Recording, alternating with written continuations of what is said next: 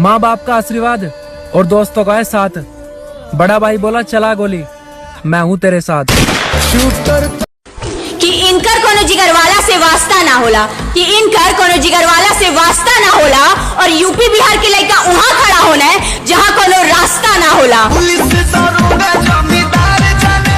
मुंह से जहर उगलकर अपनी बोली हुई बात भूल जाते हैं। लोगों को ज्यादा इज्जत मत दिया करो, लोग अपनी औकात भूल जाते हैं। प्यार कैलू हमसे अगैलू दूसरे की साथे खेतानी में, जा डूब के मर जा कहीं चुल्लू भर पानी में।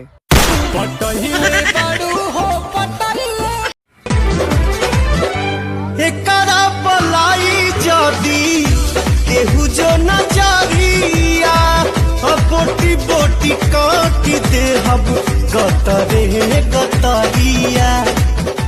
हर मैटर में खड़ा होके वाला यार हई, कि हर मैटर में खड़ा होके वाला यार हई। सरकारी ना बेटा, खुद सरकार हई। मार दे बजान से तो सन से मोरे रंगदारी को। बस एक बार मेरी बाइक आ जाए उस पे यही लिखूंगा, माँ की दुआ बाप का रोड, जो बीच में आएगा उड़ा दूंगा मादर।